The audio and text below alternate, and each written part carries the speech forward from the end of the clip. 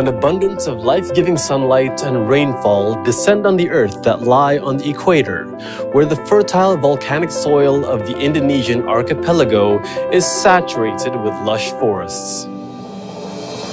With landmass measuring more than 180 million hectares, Indonesia has more than 120 million hectares of verdant forests.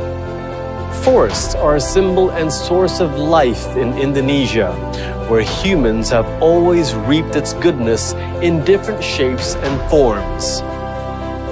But more than just the ecological functions, the economic and social functions also exists within its verdure.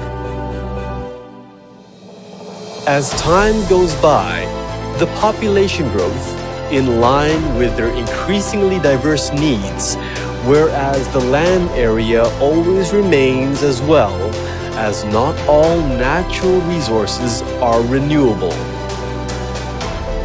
As technologies develop in Indonesia, so does human awareness towards the environment and the forest, which have been relied upon for centuries.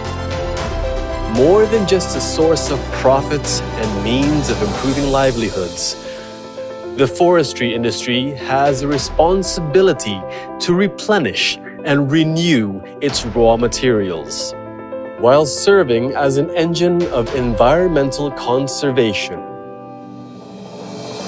Pulp and paper is one of the solutions, because through sustainable forest management practices, Indonesia is home to the 10th largest pulp industry in the world and the world's 6th largest paper industry, where pulp, paper, tissue, and packaging for personal and large-scale industry use is produced and used in 163 countries.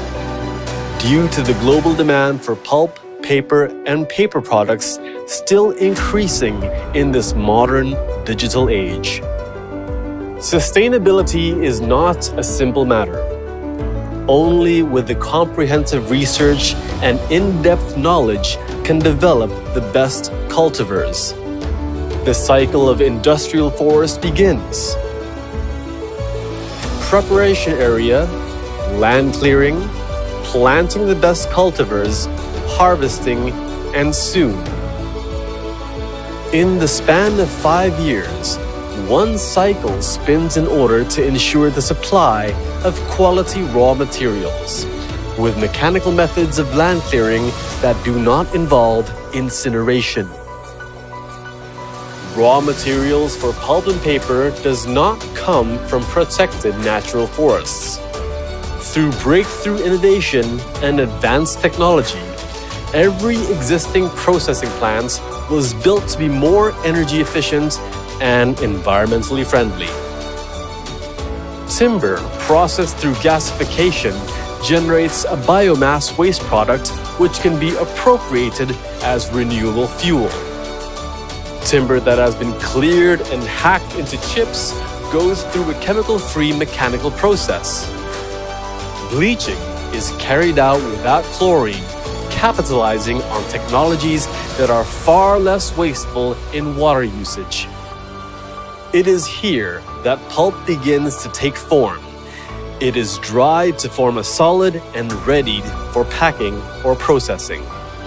Integrated companies continue to process the pulp into paper or a wide variety of its derivative products.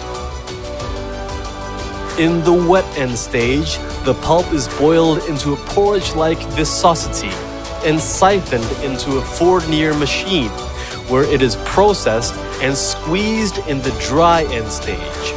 The moisture and material wastes are managed here to produce paper in big jumbo roll form. These rolls are sliced according to a particular need, sorted for quality inspection, and finally packed.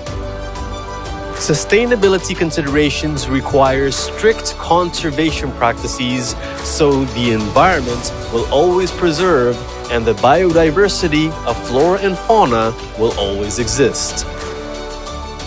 The presence of production facilities simultaneously gives rise to the development of new centers of economic growth. Thanks to the accelerated development of infrastructure and public facilities that increase the quality of life for populations that live nearby. In 2 AD, when Sai Lun in China introduced to what would become the forefather of modern paper, he could never have imagined that it would propagate an entire industry in Indonesia.